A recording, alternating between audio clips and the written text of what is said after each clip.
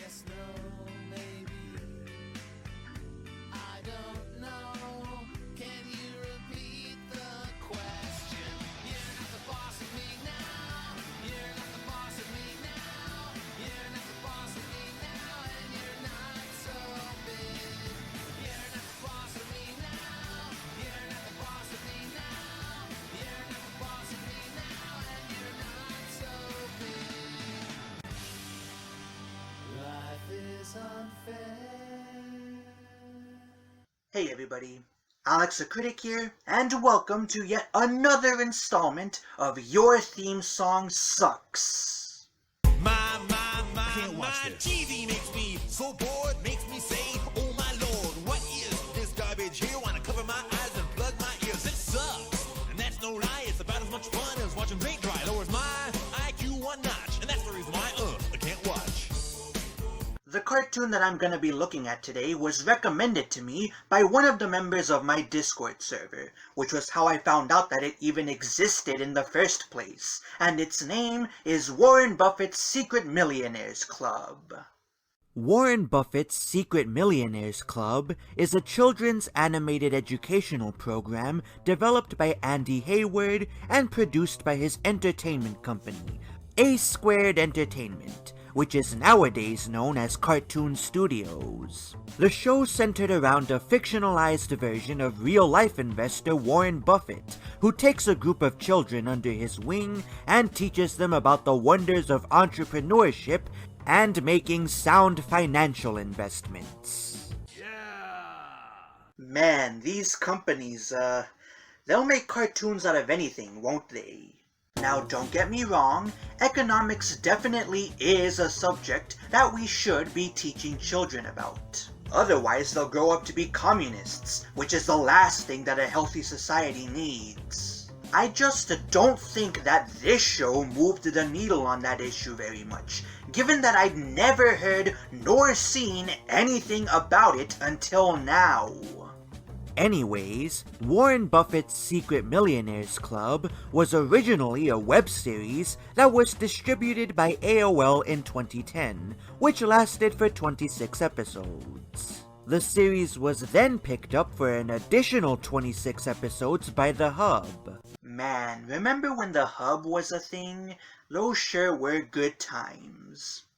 The first episode of this new run of the series premiered on October 23rd, 2011, with the subsequent episodes being aired over a 6-year period?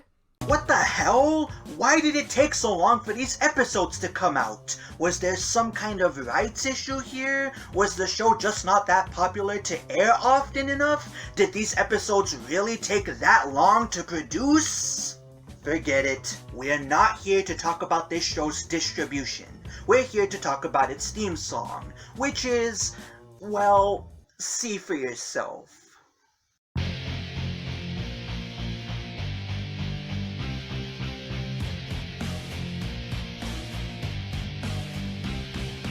Alright, I have several pressing questions. Where are we? Who are these kids? And what's the deal with that advanced robotic companion?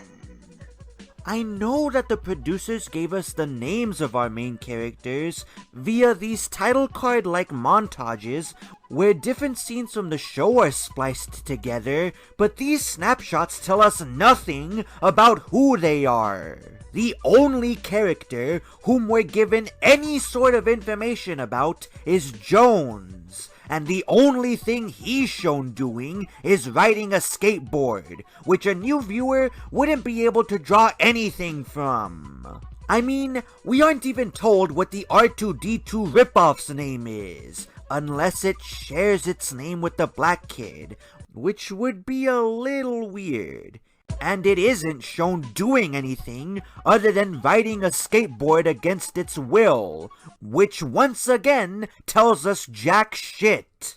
Not to mention that Warren Buffett, the guy whom the show is named after, literally gets this single introductory shot where all he does is stand in a room.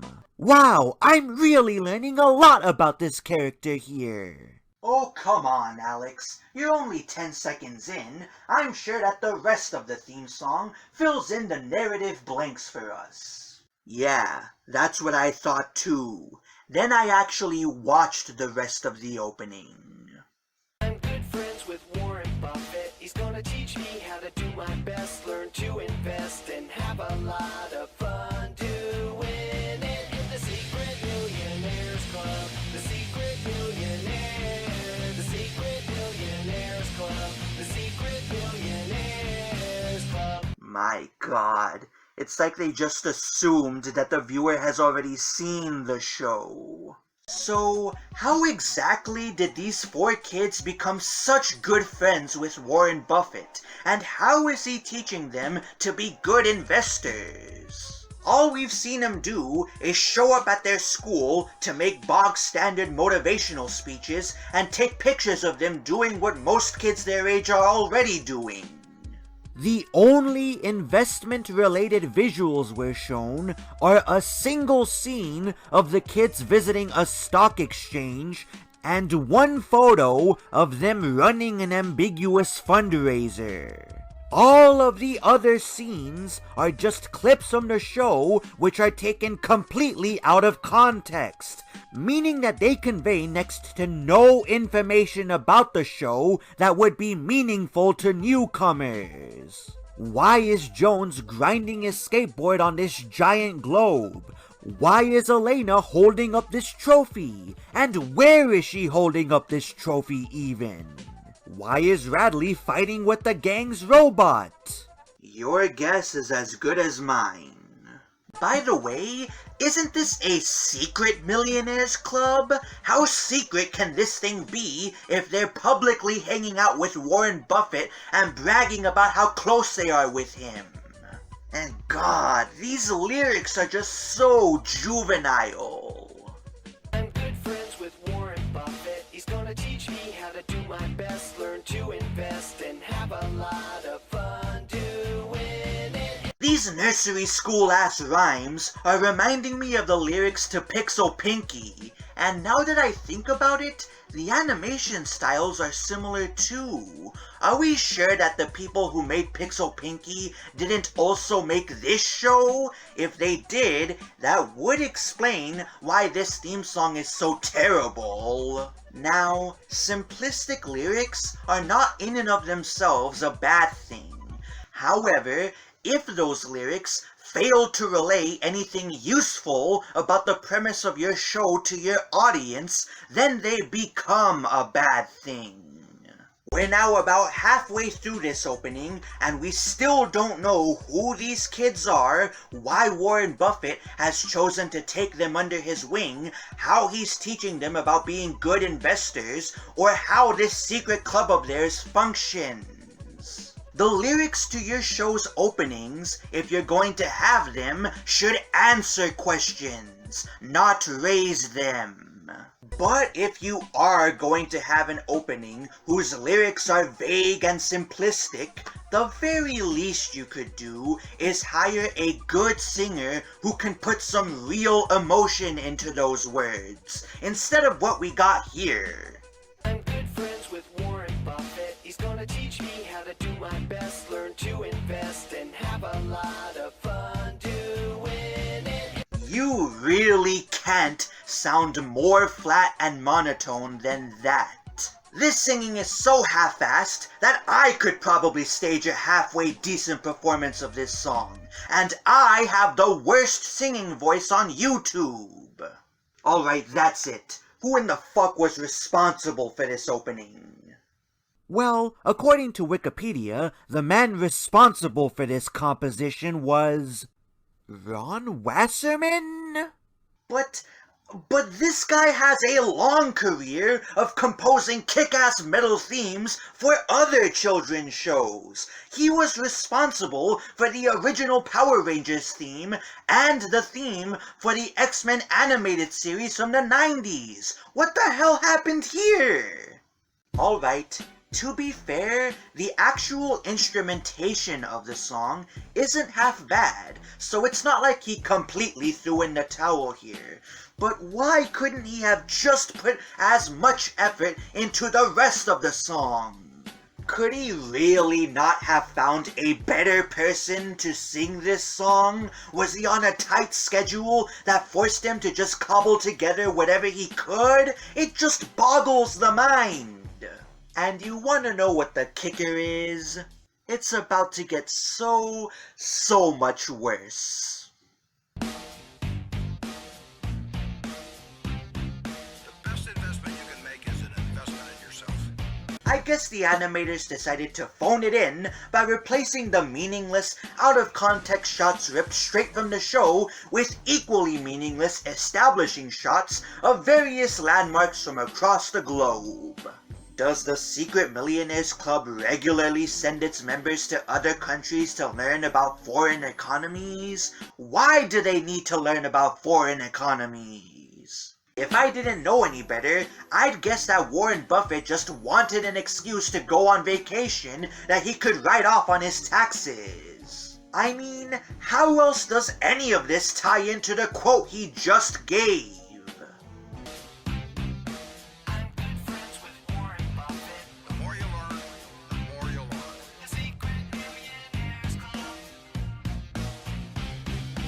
Wow, even the singers have stopped putting in what little effort they had been putting in, because now all they're doing is just repeating what few verses they actually delivered.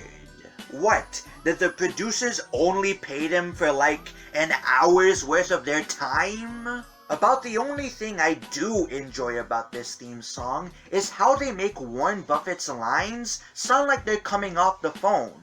That's a neat effect. And it's not like the visuals are making things any more bearable either.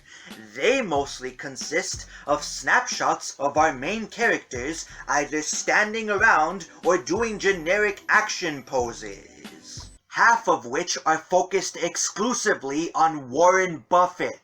Doesn't this guy own stocks in hundreds of different companies? There's gotta be cooler ways to visually depict the power and influence that he wields in society other than showing him playing the guitar and giggling like a schoolgirl. But that would require effort, which the producers of this show clearly aren't interested in exerting. And if you still don't believe me, then get a load of this ending. Secret Millionaires Club, the Secret Millionaires, the Secret Millionaires Club, the Secret Millionaires Club. Please call the meeting to order. That's right. It took us a full minute to see something that's relevant to the overarching plot of this cartoon. We see our protagonists run into what I assume is their school, because the producers still can't be bothered to explain what the fuck's going on, and then run into what looks like a reception area. They take a seat on the tacky purple couch that's in the middle of the room, after which Radley flips back the hat that this bust of Benjamin Franklin is wearing, and presses the button that it was concealing. The couch is then revealed to be a secret elevator that takes them down into an underground library, and after they run towards this unsuspecting bookshelf at the opposite end of the room, Lisa activates another secret trigger, and the bookshelf parts like the Red Sea, revealing a tiny hallway leading to Warren Buffett's secret doomsday bunker.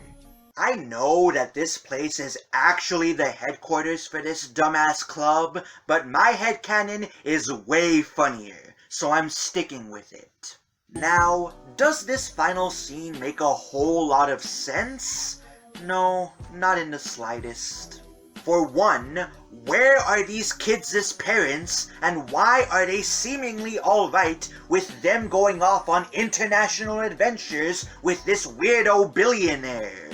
Don't they at the very least have to run this sort of thing by their school? For 2, why is Warren Buffett hiding this place in the worst manner possible? I mean, that bust of Benjamin Franklin is just sitting in the middle of the front lobby. Are these kids really the only ones who have messed with it? For 3, what the hell is Warren Buffett even doing down there? Doesn't he have a company to run?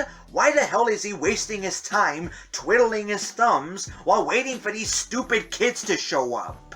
I mean, we saw before that he can communicate with these kids through an iPad, so why doesn't he just do that?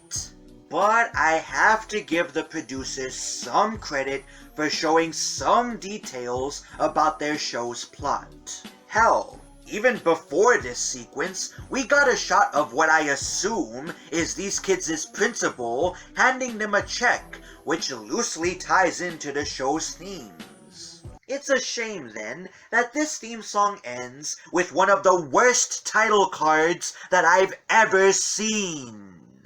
Seriously, look at this shit. The blank background, the generic font that was used to spell Warren Buffett's name, the uninspired group shot, which is composed of frames that were most likely ripped straight from the finished footage of the show, as opposed to being drawn specifically for the opening. I refuse to believe that wasn't cobbled together in Microsoft Paint in 5 minutes. Because that's the level of creativity on display here. We get no hints as to the personalities of our protagonists, despite this being the perfect opportunity to add them.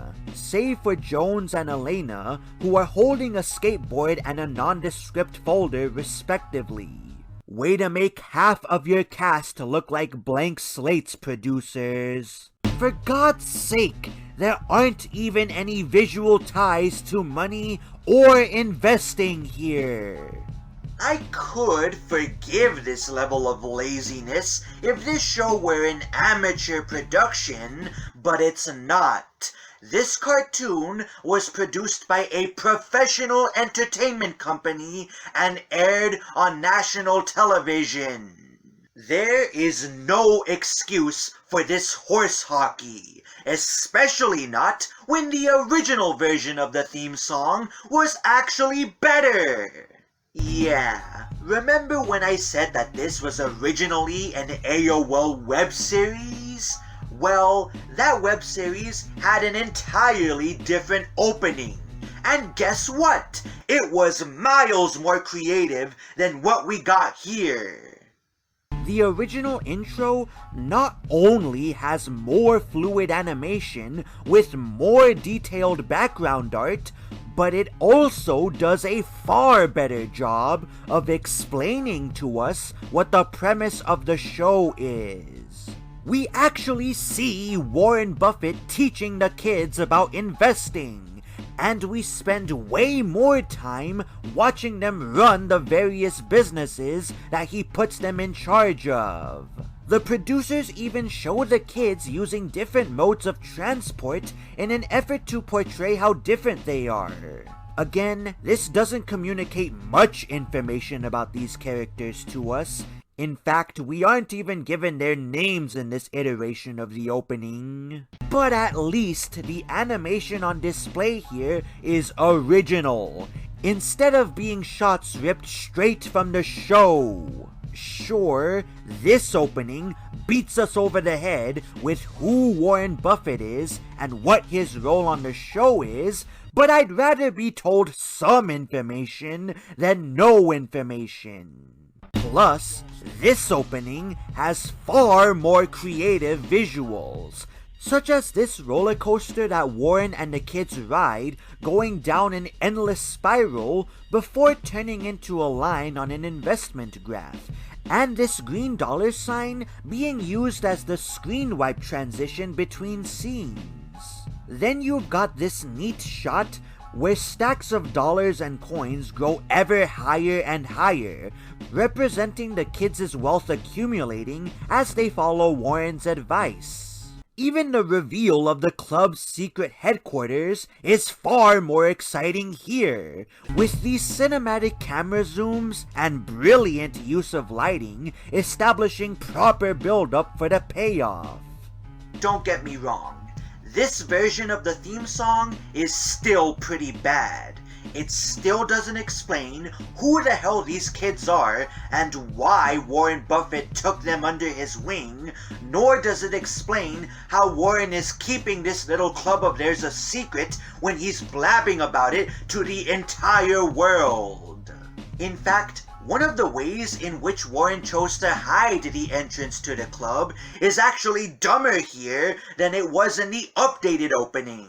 Seriously, has nobody else thought to pull on that cable? Plus, the title card still sucks dick.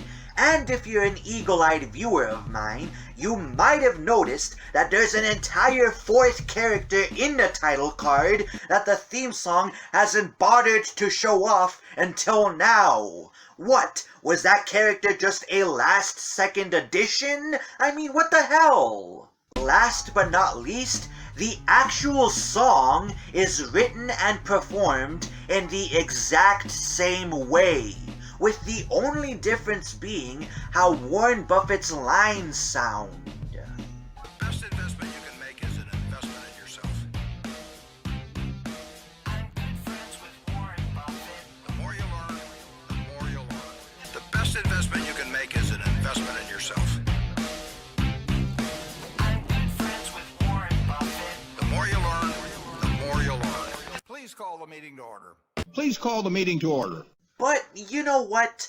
This version of the opening, at the very least, had some real passion and soul put into it.